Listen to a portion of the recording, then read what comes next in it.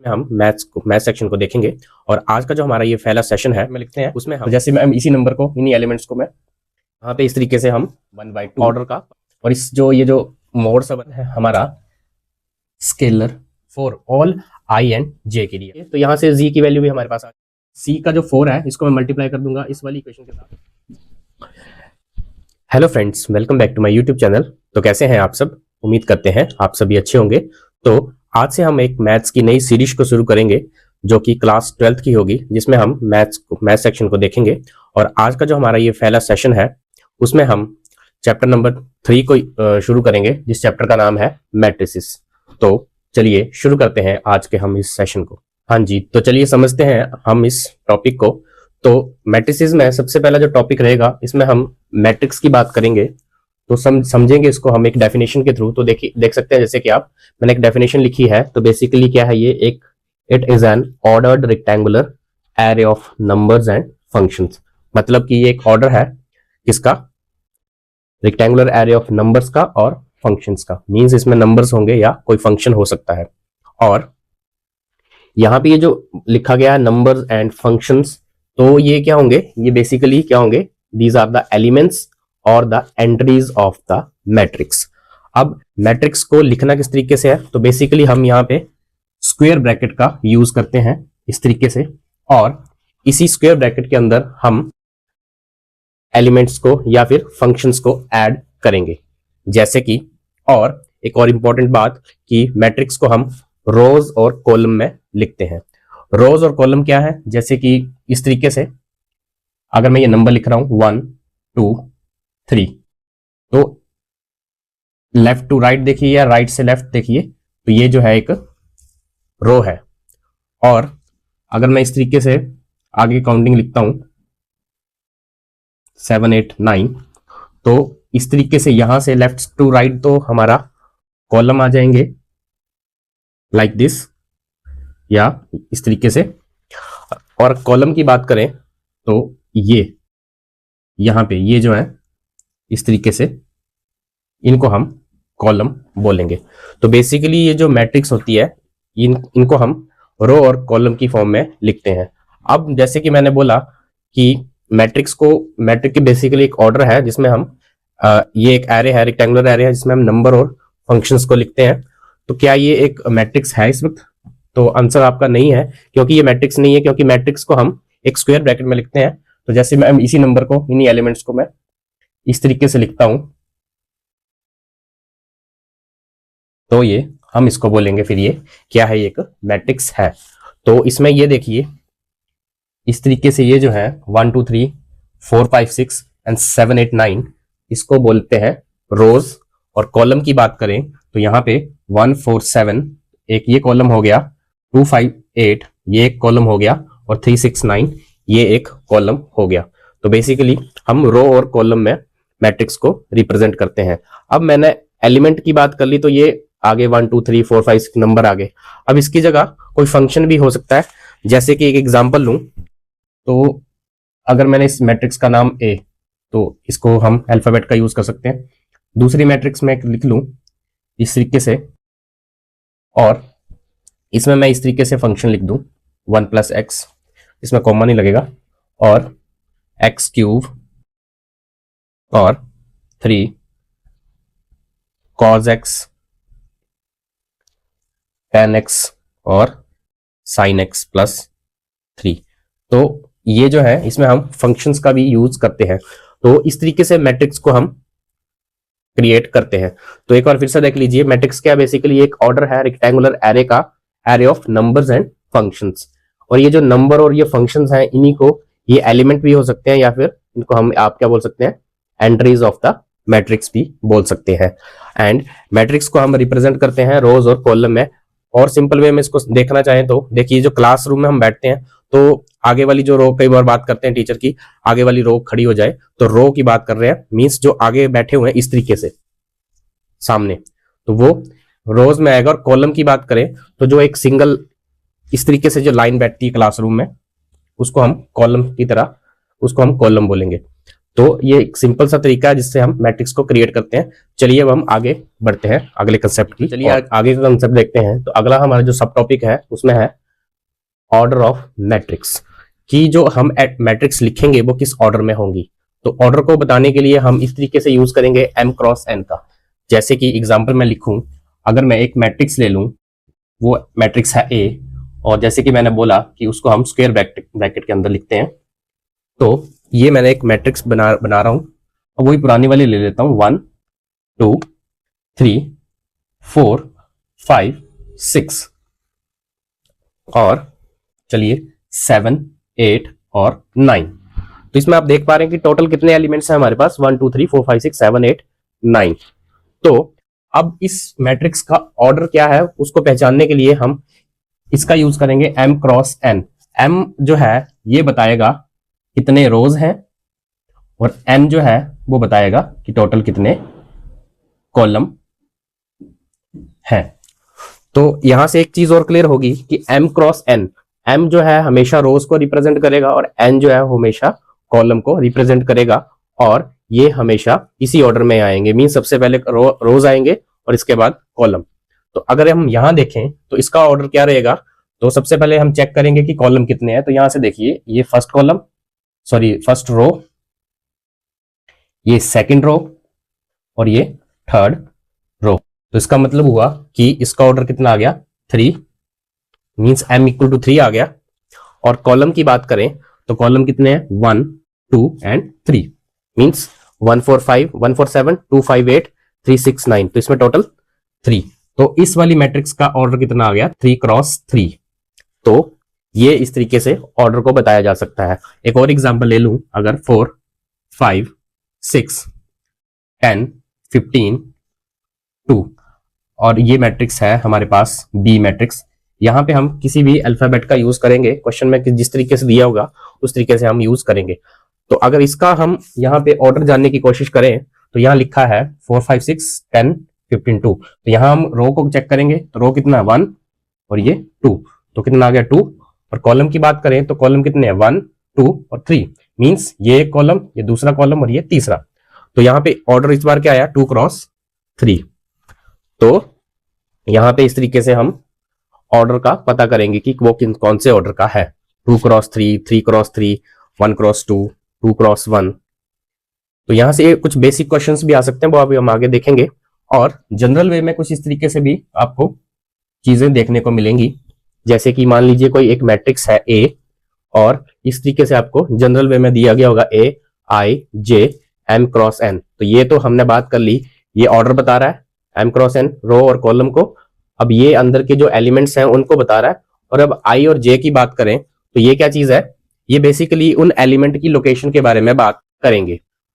Location का मतलब है कि जैसे मैं इसकी बात करूं तो इसकी लोकेशन क्या है कि ये फर्स्ट रो का फर्स्ट एलिमेंट है, इसलिए इसकी लोकेशन होगी A1 1। अब इसके बारे में पता करेंगे तो ये क्या है, कॉलम रो कौन सा है, फर्स्ट ही है, तो फर्स्ट रो का कौन सा है ये एलिमेंट, दूसरा। तो ये आ जाएगा A1 2। उसी तरीके से फर्स्ट रो का थर्ड एलिमेंट के लिए 1 3। अगर हम यहां की बात करें, जैसे 8, इसकी लोकेशन क्या है, तो देखिए सबसे पहले हम चेक करेंगे कि ये कौन से कॉलम में, सॉरी रो में है। तो 1 2 3, थर्ड रो में कौन से कॉलम में, ये फर्स्ट कॉलम और ये सेकंड कॉलम। तो इसकी क्या लोकेशन आएगी, तो ये आ जाएगा आपका थर्ड रो और सेकंड कॉलम। उसी तरीके से अगर मैं इसकी बात करूं तो ये है सेकंड रो फर्स्ट कॉलम, तो A21, फिर ऐसे ही A22 A23, और इसका आ जाएगा third row first column 3 1, third row second, third row third column. इस तरीके से ये I और J जो है ये लोकेशन बताने का काम करते हैं। M क्रॉस N रिप्रेजेंट करेंगे रो और कॉलम्स को, और ये ओवरऑल हमने यहाँ पे ऑर्डर बात कर ली, ऑर्डर ऑफ मैट्रिक्स की। इसके बाद ये जो मैंने लिखा है कि एलिमेंट्स जो होंगे वो हमेशा रियल वैल्यूज आपको देखने को मिलेंगी कुछ इस तरीके से, और अगर फंक्शंस होंगे तो उसमें भी फंक्शंस की आपको रियल वैल्यूज देखने को मिलेंगी। इसके अलावा आपको वहां पे कुछ और चीजें देखने को नहीं मिलेंगी, जैसे कि हमने पीछे देखा था tan x sin x, इस तरीके से भी आपको देखने को मिलेंगे। तो बेसिकली इस तरीके से हम मैट्रिक्स को रिप्रेजेंट करते हैं। आई होप आपको ये ऑर्डर ऑफ मैट्रिक्स जो है समझ आया होगा। तो चलिए बढ़ते हैं अब हम अगले कंसेप्ट की ओर। हाँ जी, तो मैंने ये अब एक एग्जांपल लिया है, जो भी अभी तक हमने जो चीज सीखी उसको उस चीज को करने के लिए। तो यहाँ पे क्वेश्चन ये दिया गया है कि हमें एक कंस्ट्रक्ट करनी है एक मैट्रिक्स जिसका ऑर्डर 3x2 है। मींस ये आपको जो दिख रहा है ये m है और ये n है। 3 रोज देखेंगे होंगी उसमें, और हमें उसमें देखने को मिलेंगी 2 कॉलम, और whose elements are given y। और ये एक वो जनरल चीज दी गई है जिसकी हेल्प से हम एक 3x2 की मैट्रिक्स को क्रिएट करेंगे। तो इस क्वेश्चन को समझने के लिए सबसे पहले तो हमने ये पता होना चाहिए कि भाई सबसे पहले जो है वो क्या है, रो है, और उसके बाद क्या है, कॉलम है। अब इसका यूज करने के लिए हम सबसे पहले एक जनरल सी एक मैट्रिक्स को क्रिएट करेंगे। कौन सी? जो m क्रॉस n की है, और जिसमें हम लोकेशंस का यूज करेंगे। जैसे अब इस मैट्रिक्स का नाम मैं अगर दे दूं ए मैट्रिक्स, तो 3x2 की है, मींस इसमें 3 रोज हैं। तो A11 A11 कॉलम कितने रहेंगे? 2 कॉलम, तो A12 तक। फिर सेकंड रो A21 और A22, थर्ड कॉलम A31 और A32। तो देखिए हमने यहाँ पे 3x2 की यहाँ पे एक जनरल सी मैट्रिक्स को क्रिएट कर लिया है। A11 A12 ये आपके 3 रोज आ गए, 21 22 और 31 32। तो ये 3 रोज आ गए और 2 कॉलम। इस तरीके से आप इसको समझ सकते हैं, ऐसे करके। ठीक है, तो ये हमारी क्रिएट होगी 3x2 की। अब हम इसमें देखेंगे, अब हमें ये पता है कि ये i को रिप्रेजेंट करता है और दूसरा वाला j को, i j और ये i j।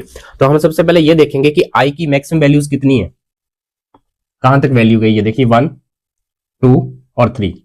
तो i की वैल्यूज गई हैं 1 2 3 तक, और j की वैल्यूज देखें तो ये 1 और 2 तक, 1 2 तक, 1 और 2 तक। तो j की वैल्यूज क्या आएंगी? 1 2। तो अब हम क्या करेंगे, इन वैल्यूज को यहां पे एक एक करके डालेंगे और वैल्यूज को, इस मैट्रिक्स को क्रिएट करेंगे। तो देखिए aij, तो हम सबसे पहले इसमें वैल्यू डालेंगे। इसके लिए आज का वीडियो थोड़ा सा लंबा होगा क्योंकि इंट्रोडक्शन पार्ट है ये। तो 1 1 के लिए हाफ, इस तरीके से i की वैल्यू 1 है, तो मैंने लिख दिया 1 -3 इंटू j की वैल्यू भी 1 है, तो इस तरीके से आ गया। तो ये कितना आ गया? 1/2। और इस जो ये जो मोड सा बना है इसके अंदर सभी वैल्यू क्या हो जाएंगी? पॉजिटिव। तो देखिए 1 -3 1 जा 3, ये कितना हो गया? -2। अब मोड हटा के कितना बन जाएगा? +2। तो वैल्यू कितनी आई? 1। तो यहां बना लेता हूं, ये आ गई 1। इसके बाद 1 2 देखते हैं। तो A12 हाफ 1 और j की वैल्यू 2, तो इस तरीके से ये कितना आया? 6 -5 पॉजिटिव हो जाएगा, तो कितना आ जाएगा? ये 5/2। तो नेक्स्ट वैल्यू आ गई हमारी 5/2। इसके बाद A21 निकालेंगे, साथ साथ मैं इरेज कर देता हूं, स्पेस कम है इसलिए। इसके बाद है A21, तो 21 मीन्स हाफ 2 -3 इंटू 1। अब डायरेक्ट कर लेता हूं, 2 -3 1 जा 3, इस तरीके से -1 आ जाएगा 1/2। ये मोड हटने के बाद यहाँ पे डायरेक्ट आ जाएगा 1, तो कितना आ गया? ये 1/2।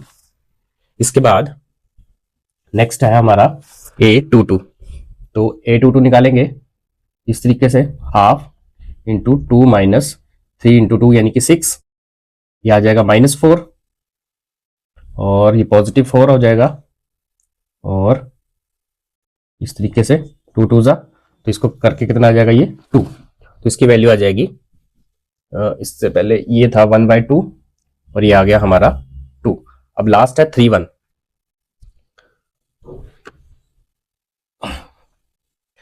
सिंपल सा, इसमें बस प्लस माइनस का ध्यान रखना आपने।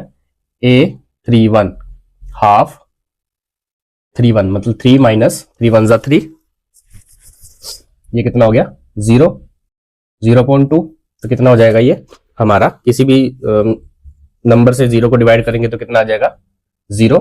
इसके बाद लास्ट 3/2 यानी कि हाफ इंटू 3 माइनस 3 2 जा 6, तो 3 माइनस 6 यानी कि -3, मोड हट गया तो 3 और 1/2 यानी कि 3/2। तो ये आ गया था 0 और ये आ गया था 3/2। तो इस तरीके से हमने 3x2 की, लेट मी चेक, यस, तो इस तरीके से हमने एक 3x2 की मैट्रिक्स को कंस्ट्रक्ट करा, जिसमें हमारे पास ये था जनरल। इस तरीके से हमने एक ये मैट्रिक्स को क्रिएट कर लिया। तो इस तरीके से कुछ बेसिक क्वेश्चन भी आ सकते हैं एमसीक्यू में, तो अगर आएंगे तो इस तरीके से हमने इसको सॉल्व करना। तो चलिए बढ़ते हैं अब हम अगले कंसेप्ट की ओर। Alright, so this is the next sub topic, that is types of matrices. सो अभी तक हमने मैट्रिक्स के बारे में जाना, उसका ऑर्डर जाना, किस तरीके से लिखते हैं वो देखा, और हमने किस तरीके से वो बनाएंगे और बेसिक क्वेश्चंस कैसे करेंगे वो देखा। अब हम जो करेंगे, अब हम टाइप्स ऑफ मैट्रिसेस, मतलब कितनी तरह की मैट्रिसेस हमें देखने को मिलेंगी इस चैप्टर में। तो सबसे पहले जो है वो है कॉलम मैट्रिक्स। अब ये है तो काफी, अभी इसमें जितनी आई वो मैं लिख रहा हूँ, इसके बाद आगे करते हैं। तो देखिए पहली फर्स्ट फोर देखते हैं। सबसे पहले देखेंगे कॉलम मैट्रिक्स। तो अभी हमने देखा था रो और कॉलम, तो कोई ऐसी मैट्रिक्स भी आपको देखने को मिलेंगी जिसको हम सिर्फ इस नाम से जानेंगे, दैट इज कॉलम मैट्रिक्स। तो वो किस तरीके से होगा कि ऐसी मैट्रिक्स जिसमें सिर्फ आपको एक ही कॉलम देखने को मिले। अब एक ही कॉलम देखने को मिले का मतलब ये नहीं है कि उसमें रोज नहीं होंगे, मींस रोज तो जितने मर्जी हो सकते हैं उसमें, बट आपको कॉलम सिर्फ आपको एक ही देखने को मिलेगा। अब इस ऐसे कौन से एग्जाम्पल हो सकते हैं, जैसे ये मैंने एक मैट्रिक्स बनाई जिसका नाम है A, और इस तरीके से मैंने इसको बनाया, और ये आ गई जिसमें एक ही कॉलम चाहिए, तो सिर्फ अब इसमें 5 6 7 8। तो इस तरीके से आपको कोई भी मैट्रिक्स आपको जो दिखेगी इस फॉर्म में, तो उसको बोला जाएगा कॉलम मैट्रिक्स। अब देखिए इसका ऑर्डर किस तरीके से लिखेंगे। तो सबसे पहले तो हमने ये सीखा कि सबसे पहले जो हम रिप्रेजेंट करते हैं उसको रोज से। तो इसमें रो जो है वो वैसे ही बताया जाएगा कि रोज कितने हैं इसमें। देखिए 1 2 3 4। अब किस तरीके से, एक रो, दूसरा रो, तीसरा और ये चौथा। तो यहां से हम ये लिख सकते हैं कि ये जो मैट्रिक्स है इसमें कॉलम कितने हैं, सॉरी रोज कितने हैं 4, और कॉलम कितने हैं, कॉलम तो जी एक ही है, तो 4x1। तो और भी बन सकते हैं, हाँ जी बिल्कुल बन सकते हैं, क्योंकि अगर मैं यहां से ये वाली मैट्रिक्स हटा दूं, ये वाला एलिमेंट हटा दूं, तब ये कितने रह हो जाएंगे 5 6 और 7। अब इसका जो ऑर्डर बनेगा नया वो बनेगा 3x1 का। 2x1 का भी हो सकता है, 1x1 का भी हो सकता है, वो एक अलग कंसेप्ट है। इस तरीके से हम कॉलम मैट्रिक्स को हम लिखेंगे। तो बेसिकली हम यहाँ पे ये समझ रहे हैं कि सिर्फ हमें अगर सिर्फ एक कॉलम देखने को मिले किसी भी मैट्रिक्स में, तो उस मैट्रिक्स को हम बोलेंगे कॉलम मैट्रिक्स। और उसमें आपके जो रोज हैं वो नंबर ऑफ हो सकते हैं, मतलब कि उसमें आपको रोज में किसी तरह का आपको वो नहीं देखने को नहीं मिलेगा कि उसमें भी 1 नहीं होना चाहिए, वो जितने मर्जी रोज उसमें हो सकते हैं। बट इसमें कंसेप्ट एक यही है कि इसमें सिर्फ एक ही कॉलम होगा। ठीक है, तो चलिए अब बढ़ते हैं हम आगे रो मैट्रिक्स की तरफ। अब जैसे ये था कि इसमें सिर्फ एक ही कॉलम होगा, तो इसमें भी एक यही कंसेप्ट है कि इसमें भी सिर्फ एक ही क्या होगा, सिर्फ एक ही रो होगा। अब एक ही रो होगा तो कॉलम तो जितने मर्जी हो सकते हैं, हाँ जी बिल्कुल। अब ये 1 2 3 4 5, अब ऐसे भी लिख सकते हैं ये। तो ये बनाई, इसको नाम दे दिया B, इसको दिया C। तो ये जो बनी, अब इसका ऑर्डर फॉलो करेंगे तो इसमें रो देखिए सिर्फ एक ही है इस तरीके से, तो ऑर्डर क्या बना 1। कॉलम देखेंगे तो कॉलम तो बहुत बन रहे हैं, 1 2 3 4 और 5, तो ऑर्डर बनेगा 1x5 इस तरीके से। अब इसका देखें तो ये बनेगा 1x3, क्योंकि रो एक ही है, कॉलम कितने हैं 1 2 3, तो 1x3। इस तरीके से हम कॉलम मैट्रिक्स बनाएंगे और इस तरीके से हम रो मैट्रिक्स को बनाएंगे। इसके बाद है नेक्स्ट स्क्वायर मैट्रिक्स। ये सिंपल सा है, इजी सा है कि इसको समझने के लिए है कि जितने आपके कॉलम्स होंगे उतने ही रो होंगे, या जितने रोज होंगे उतने ही कॉलम होंगे। मींस ये लिख दिया, तो इसमें आप देख रहे हैं कि 2 रो हैं और 2 ही कॉलम है। इसके अलावा भी क्या और मैट्रिक्स बनाई जा सकती है स्क्वायर मैट्रिक्स में? हाँ जी, अब इसका ऑर्डर 3x3 भी कर सकते हैं। तो इसमें क्या करेंगे हम, 3x3 करना हो तो इस तरीके से 3 कॉलम बना लीजिए और 3 ही रोज, 3 ही रोज आ गए आपके ये वाले, 1 2 3 कॉलम बना लीजिए इस तरीके से। तो 2 6 8 और 3 ही कॉलम क्रिएट कर लीजिए। तो इसका अब जो नया ऑर्डर बनेगा 3x3 का। तो बेसिक सिंपल इसका कंसेप्ट ये है कि इसमें जितने नंबर ऑफ रोज होंगे उतने नंबर ऑफ कॉलम आपको देखने को मिलेंगे। तो ये था स्क्वायर मैट्रिक्स। नेक्स्ट है हमारा डायगोनल मैट्रिक्स। अब ये जो वर्ड है डायगोनल, इससे आप समझ रहे होंगे एक कोने से लेके दूसरा कोना। तो डायगोनल, अब मैं इसको लिखता हूं एक बार फिर से, 2 3 4 6 2 7 8 4 2।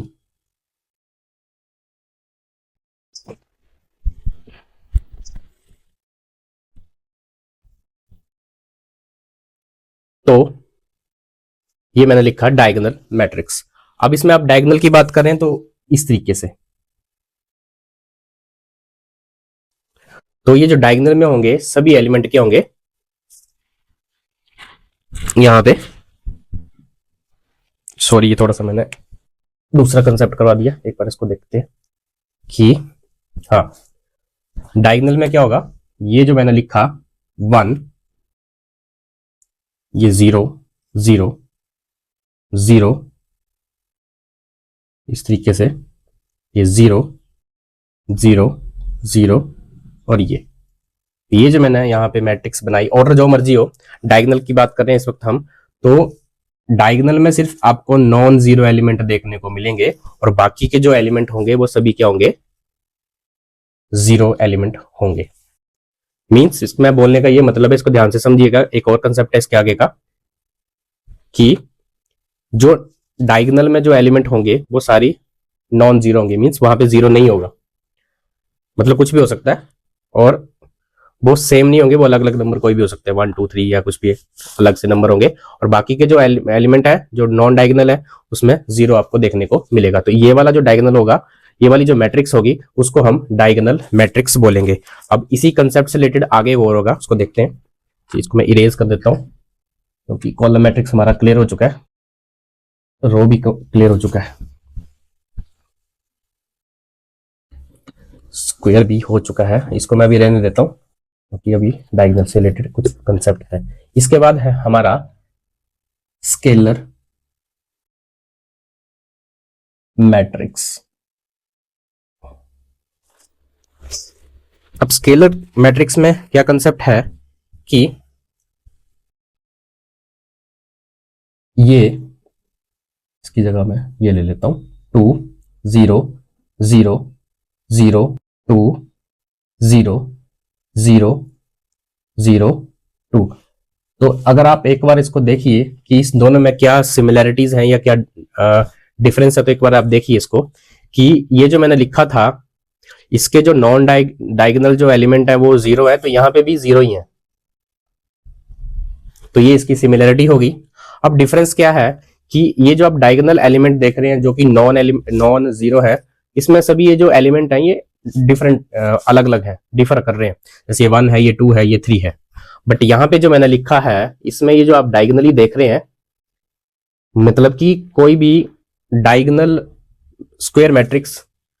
अब इसमें आपको ये जो एक कंसेप्ट और है कि इसका जो ऑर्डर होगा वो स्क्वायर मैट्रिक्स वाला होगा। मींस जो ऑर्डर होगा वो सेम होगा, जितने कॉलम होंगे उतने रो होंगे, जितने रो होंगे उतने ही कॉलम होंगे। तो हम उस स्क्वायर मैट्रिक्स को डायगोनल बोलेंगे। अगर इसकी डेफिनेशन देखें कि वो स्क्वायर मैट्रिक्स डायगोनल मैट्रिक्स बोली जाएगी अगर उसके डायगोनल जो एलिमेंट होंगे वो नॉन जीरो होंगे और बाकी के जो होंगे वो जीरो बोले जो एलिमेंट होंगे वो 0 होंगे, तब उस स्क्वायर मैट्रिक्स को हम डायगोनल मैट्रिक्स बोलेंगे। और इसमें हम ये बोलेंगे कि उस डायगोनल मैट्रिक्स को स्केलर मैट्रिक्स कहा जाएगा। एक बार फिर से सुनिए, यहां स्क्वायर से डायगोनल की बात कर रहे हैं और यहां पे डायगोनल से स्क्वायर स्केलर की, मींस उस डायगोनल मैट्रिक्स को स्केलर मैट्रिक्स कहा जाएगा जिसके जो नॉन ये जो डायगोनल एलिमेंट है वो सभी क्या होंगे, सेम होंगे। मींस अगर 2 है तो यहां पे भी 2 होगा और यहां पे भी 2 होगा, 3 है तो ये भी 3 ही होगा। मींस ये जो डायगोनल एलिमेंट है उनके जो एलिमेंट है वो सेम होंगे आपस में, और बाकी के जो नॉन डायगोनल एलिमेंट होंगे वो तो 0 है ही है, वो हमने डायगोनल में अभी हमने समझ लिया है। तो ये था स्केलर मैट्रिक्स, ये है डायगोनल, जिसमें डायगोनली आपको एलिमेंट देखने को मिलेंगे, बाकी के 0 होंगे, बट इसमें क्या होंगे, ये सभी डिफरेंट होंगे। इसमें ये सभी के डायगोनल एलिमेंट जो होंगे वो सेम आपको देखने को मिलेंगे। अब इसी कंसेप्ट से एक और कंसेप्ट है जिसको हम बोलते हैं, ये था हमारा 5th, और 6th टाइप है हमारी आइडेंटिटी मैट्रिक्स।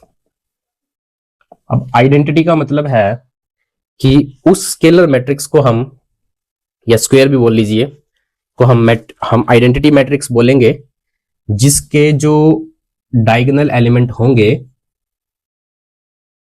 वो 1 होंगे और जो नॉन डायगोनल है वो सभी के सभी 0 होंगे। अब इन तीनों को आपस में कंपेयर कीजिए तो सिमिलरिटी तो इसमें यही दिखती है कि जो नॉन डायगोनल एलिमेंट है वो सभी क्या है, 0 ही है। बट इनमें आपस में जो डिफरेंस ये है कि इसमें जो डायगोनल एलिमेंट है वो कुछ भी डिफरेंट हो सकते हैं, एलिमेंट 1 2 3 कुछ भी होगा, यहाँ पे अलग अलग ही होंगे। यहाँ पे जो भी एलिमेंट होगा इस पोजीशन पे वो यहाँ पे भी वही होगा, इस तरीके से लास्ट में भी वो ही होगा, किसमें, स्केलर मैट्रिक्स में। अब आइडेंटिटी मैट्रिक्स में क्या है कि यहाँ पे जो होगा वो 1 ही होगा, मतलब ये भी सेम ही है, बट यहाँ आइडेंटिटी तब बोला जाएगा जब उसके डायगोनल एलिमेंट कौन से हैं, सिर्फ 1 होगा, तो 1 होगा तो आइडेंटिटी बोला जाएगा। यहाँ पे आपने कंफ्यूज नहीं होना कि भाई यहाँ पे तो 2 था, यहाँ भी 2 था, यहाँ पे 2 था, मींस यहाँ पे 1 के अलावा जो मर्जी होगा डायगोनल में सेम होगा, तब उसको स्केलर बोला जाएगा। और इसको आइडेंटिटी तभी कहा जाएगा जब इसके जो डायगोनल एलिमेंट है वो क्या है, सिर्फ 1 ही है, तो आइडेंटिटी मैट्रिक्स उसको तभी कहा जाएगा। ये छोटे से जो कंसेप्ट है डायगोनल का, स्केलर का और आइडेंटिटी का, इसको ध्यान में रखना है कि स्केलर में, एक बार फिर से बोल रहा हूँ, डायगोनल में क्या है, यहाँ पे ऊपर था हमारा स्क्वायर मैट्रिक्स जिसमें रो और कॉलम सेम थे, चाहे जो मर्जी ऑर्डर हो, 4x4 हो, 3x3 हो, 2x2 हो या 1x1, ठीक है। डायगोनल मैट्रिक्स में हमने ये देखा कि जो डायगोनल एलिमेंट है वो 0 नहीं है, मतलब कुछ और है, कोई भी नंबर है 1 2 3 4 इस तरीके से, और जो नॉन डायगोनल है वो सभी 0 है। इसके बाद हमने स्केलर देखा भाई कि इसमें सिमिलैरिटी तो है, बट जो डायगोनल है वो कोई भी एलिमेंट होगा 1 के अलावा वो यहाँ पे सेम होगा डायगोनली, 2 2 2 3 3 3 4 4 4 कुछ भी होगा इस तरीके से, और जो नॉन डायगोनल एलिमेंट है वो सभी क्या 0 है। और आइडेंटिटी में हम ये देखेंगे कि जो डायगोनल एलिमेंट है वो सभी क्या होंगे, सिर्फ 1 ही होंगे। तो ये छोटा सा कंसेप्ट था टाइप ऑफ मैट्रिसेस के बारे में। और इसके बाद अभी हमारे पास एक और मैट्रिक्स है, उसको भी कर लेते हैं जल्दी से, ये कंसेप्ट हो चुका है, यहीं पे कर लेते हैं फिर 5th 6th और 7th, जिसको बोलेंगे 0 मैट्रिक्स। अभी तो सिंपल सा ही है, अब जो मर्जी ऑर्डर हो इसका, कि अब जैसे मैं इसका 2x2 का ऑर्डर ले लूं, मींस 2 रोज 2 कॉलम ले लूं, तो इसके सभी एलिमेंट क्या होंगे, 0 ही होंगे।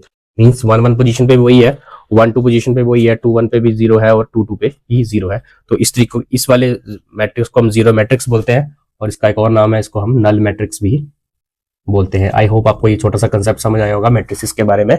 हमने मैट्रिक्स देखा, मैट्रिक्स के बारे में देखा कि इसको किस तरीके से लिखा जाता है, किस तरीके से रिप्रेजेंट करते हैं, m stand for the row, n for the column, इस तरीके से स्क्वायर ब्रैकेट के अंदर ही लिखा जाता है। एलिमेंट्स को फंक्शंस भी लिखे जा सकते हैं, बट वो क्या होंगे, सिर्फ रियल वैल्यूज ही होंगी, इस तरीके से हम देखा। इसके बाद हमने ऑर्डर को देखा, किस तरीके से ऑर्डर हम फॉलो करेंगे जब हम मैट्रिक्स को बनाएंगे, और जनरल मैट्रिक्स के ऑर्डर के थ्रू हम किस तरीके से एक मैट्रिक्स को बना सकते हैं। इसके बाद हमने टाइप ऑफ मैट्रिसेस को देखा कि कितनी तरह के हम मैट्रिक्स हमें देखने को मिलेंगी, जैसे रो देखेंगे, कॉलम मैट्रिक्स देखेंगे, स्क्वायर मैट्रिक्स देखेंगे, इसके बाद डायगोनल देखेंगे, डायगोनल के बाद स्केलर मैट्रिक्स देखा, इसके बाद आइडेंटिटी मैट्रिक्स देखा और लास्ट में हमने जीरो मैट्रिक्स हमने यहाँ पे देखा।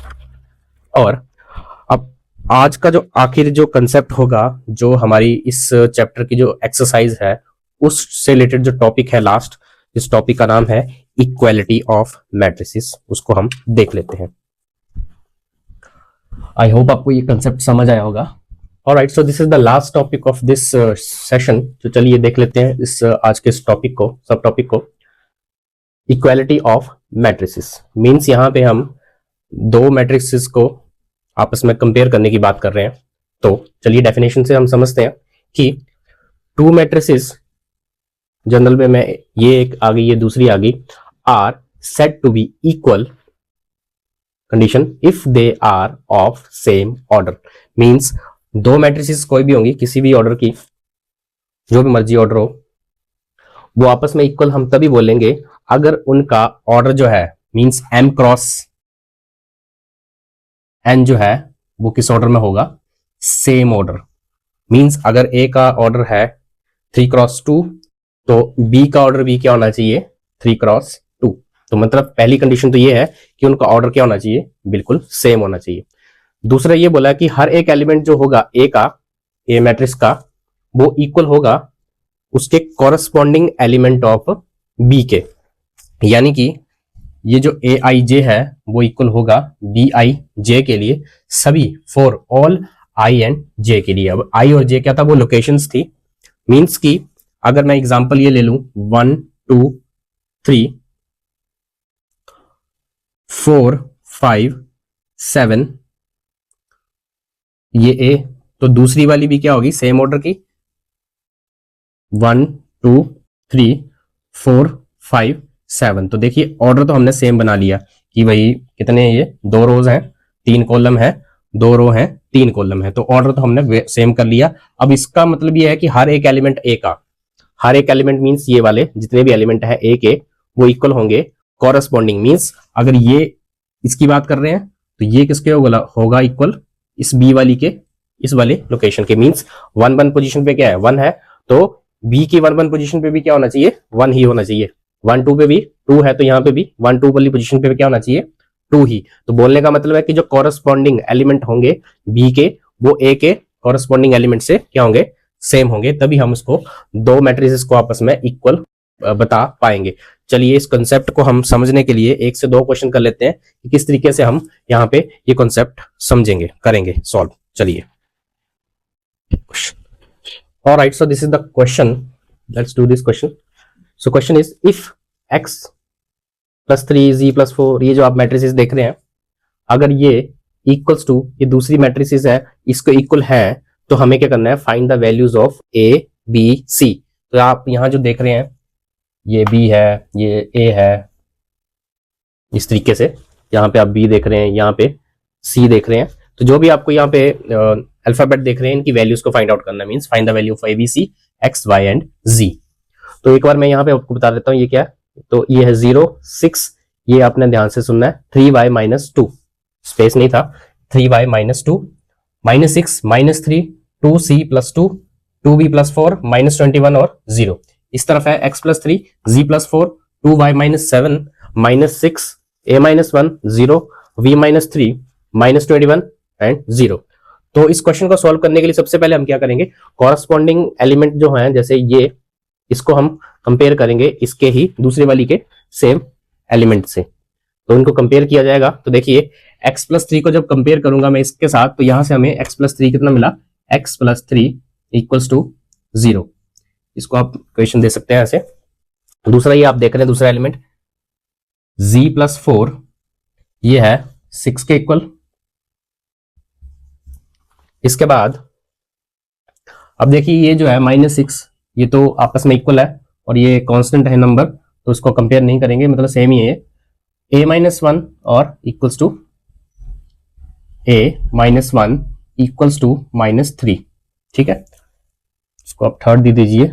इसके बाद ये भी था 2y माइनस 7, तो इसको इसके साथ कंपेयर करेंगे, 2y minus 7 equals to 3y minus 2। एक बार मैं क्रॉस चेक कर लेता हूं, 3y माइनस 2। हाँ जी। इसके बाद ये था, ये भी हो गया, यस। 0 इक्वल्स टू 2c+2, तो इसको हम इस तरीके से लिख सकते हैं 2c+2 इक्वल्स टू 0। इसके बाद ये है, इसको इसके साथ करेंगे कंपेयर, तो b-3 equals to 2b+4, give it 4, 5 and 6। Okay, I hope सभी कंपेयर हो चुके हैं। ये वाला हो चुका, ये भी हो गया, ये भी हो गया।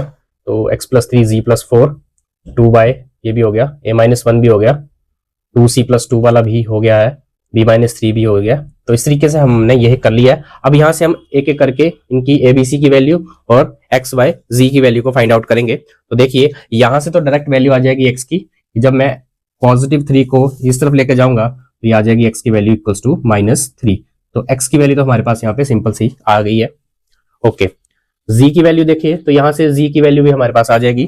तो z इक्वल्स टू 6 ऑलरेडी इधर है, तो उसको पहले लिखा जाएगा और +4 को इस तरफ लेकर जाएंगे, इट विल कम -4। इसके बाद ये आ गया हमारे पास z इक्वल्स टू +2। तो z की वैल्यू आ गई 2, तो x की वैल्यू -3, z की वैल्यू 2। यहां से a की वैल्यू भी आ जाएगी, तो देखिए a इक्वल्स टू, ये ऑलरेडी यहाँ पे -3 है, यहाँ आके ये +1 हो जाएगा, तो यहाँ से a की वैल्यू कितनी आ जाएगी, a की वैल्यू आ गई हमारे पास -2। ये तो हमारे पास 3 वैल्यू आ चुकी हैं। एक आ गई है x की वैल्यू -3, z की वैल्यू 2 और a की वैल्यू -2। इसके बाद यहां से देखिए c की वैल्यू देखते हैं, 2c+2 इक्वल टू 0। तो 2c इस तरफ 0 है, यहाँ पे ये +2 है, इस तरफ आके ये -2 हो जाएगा, और c की वैल्यू ये -2 और 2 जो ये डिवाइड में आएगा तो ये इस तरीके से हो जाएगा, और कट करेंगे तो ये आ जाएगा c की वैल्यू -1। तो इस तरीके से हमारे पास c की वैल्यू भी आ चुकी है। तो total now we have 4 values. अब हमारा कंसेप्ट है 2y-7 का, और ये अब यहाँ पे देखिए करते हैं, इसको मैं यहाँ ले आता हूँ और ये -2 को इस तरफ, तो -7 है इस तरफ -7, इस तरफ आके ये -2 इधर आ गया, तो +2। 3y ऑलरेडी इधर था, और इस प्लस के 2y को लेकर गए तो यहाँ पे हो जाएगा नेगेटिव का 2y, और यहां से बचेगा हमारे पास, ये बचेगा -5, और इस तरफ बचेगा 3y में से 2y चले गए तो बचेगा सिर्फ y। तो y की वैल्यू यहां से अगर हम इसको अच्छे से लिखेंगे तो ये आ जाएगा y की value, y equals to -5। Okay, अब लास्ट बचता है हमारे पास ये v-3 2b+4, तो इसको यहां पे कर लेते हैं,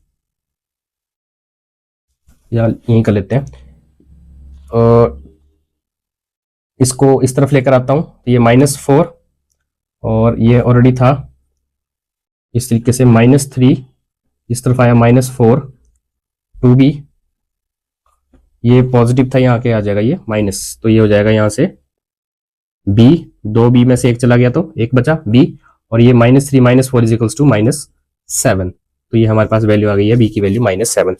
तो इस तरीके से हम करेंगे, एक बार मैं चेक कर लेता हूं। a की वैल्यू 2 -2, ठीक है, b की वैल्यू -7, c की वैल्यू -1, c की वैल्यू -1। इसके बाद x की वैल्यू -3, y की वैल्यू -5, ये, और लास्ट है z की वैल्यू 2। तो ये है हमारे पास 2। इस तरीके से ये क्वेश्चन जो है मैट्रिसेस के होंगे। अब ये बेसिक से क्वेश्चन है। चलिए एक क्वेश्चन जो है लास्ट आज का क्वेश्चन कर लेते हैं, इसी आई थिंक ये लास्ट ही था, तो ये था कंसेप्ट हमारा। नहीं, एक क्वेश्चन और कर लेते हैं, लास्ट क्वेश्चन इसी टॉपिक से रिलेटेड। चलिए, alright, so this is the last example of this topic. Let's do this question. Question is, find the values of A, B, C and D from the following. So we can see these are the two matrices, this one and this. First of all we'll check whether these orders are same or not. So हम देख रहे हैं, देखिए 2 रोज हैं, 2 column है, 2 ही रो है और 2 ही column है, तो ऑर्डर्स तो आपस में सेम है। तो क्या है ऑर्डर इसके, 2 × 2 एंड 2 क्रॉस 2। इसके बाद हम क्या करेंगे, हम इनके कॉरेस्पॉन्डिंग एलिमेंट्स को आपस में कंपेयर करेंगे एंड इन इक्वेशंस को सॉल्व करेंगे। तो देखिए 2a प्लस b इसके कॉरेस्पॉन्डिंग है 4। सबसे पहले इसको सॉल्व देख लेते हैं। इसके बाद ये है a माइनस 2b, तो a minus 2b equals to -3। तो पहले इन दो को आपस में सॉल्व कर लेते हैं। तो 10th में हमने ये देखा था कि वो जो अलग अलग मेथड से हम इक्वेशंस को सॉल्व करते थे, कंपेयर करते थे। तो यहाँ पे हम क्या करेंगे, इनको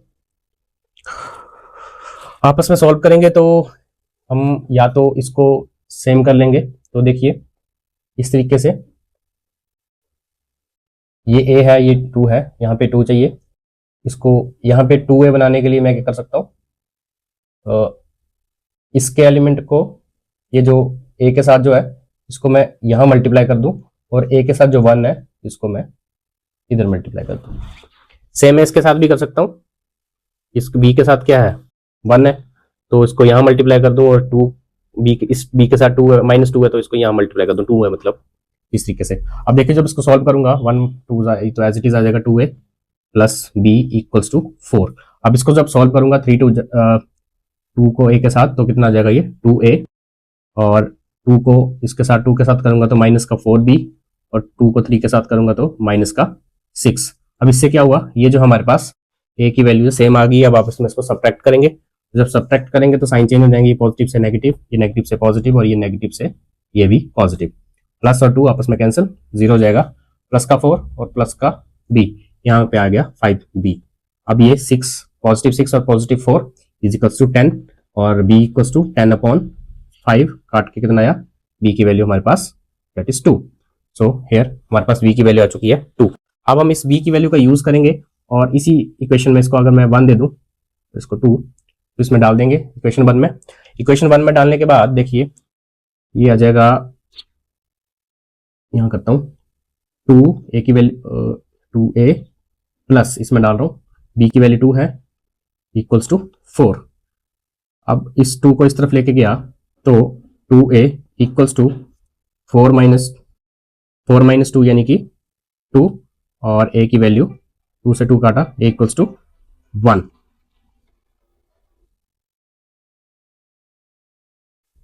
a की वैल्यू 1। तो इस तरीके से हमारे पास a की वैल्यू 1 आ जाएगी और b की वैल्यू 2 आ जाएगी। अब अगली इक्वेशन देख लेते हैं। देखिए 5c minus d equals to corresponding इसका 11, और b की वैल्यू है 4c plus 3d equals to 24। इसको भी हम वही करेंगे, इस c का जो 4 है इसको मैं मल्टीप्लाई कर दूंगा इस वाली इक्वेशन के साथ, और इसका जो 5, इस c का जो 5 है इसको मैं मल्टीप्लाई कर दूंगा इस 5 नीचे वाली इक्वेशन के साथ। अब इसको जो नई इक्वेशन बनेगी वो हमारे पास क्या होगी, 5 4 जा 20c, और इसको करने पे आ जाएगा माइनस का 4d, और 11 4 जा 44।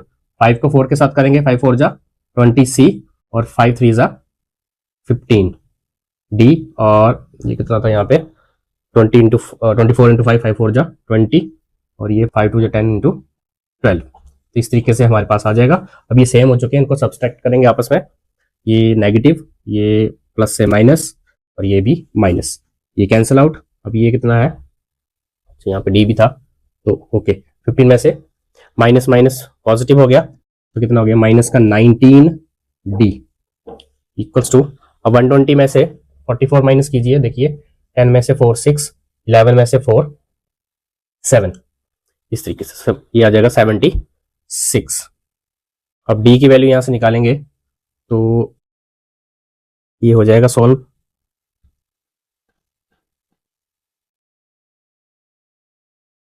जी हो गया 19 और 4, d इक्वल्स टू 4, तो d की वैल्यू यहां से आ गई है -4। तो इस तरीके से d की वैल्यू -4 आ गई है। अब इस d की वैल्यू का यूज करेंगे हम इस इक्वेशन में डालने के लिए।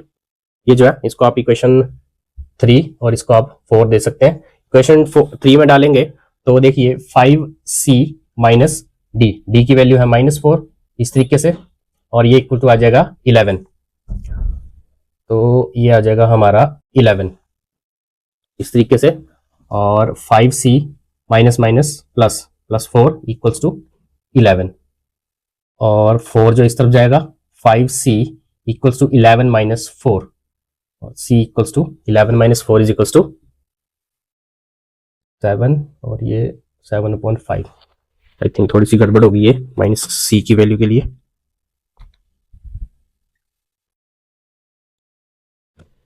ये है हमारे पास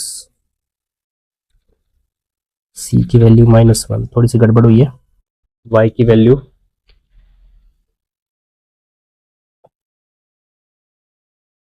d की वैल्यू 4, d की वैल्यू यहाँ पे पॉजिटिव आएगी।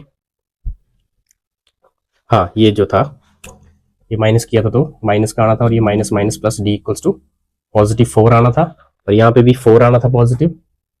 तो ये माइनस का 4 था, यहाँ आके प्लस का 4 हो जाना था, और ये कितना हो जाना था हमारे पास 15।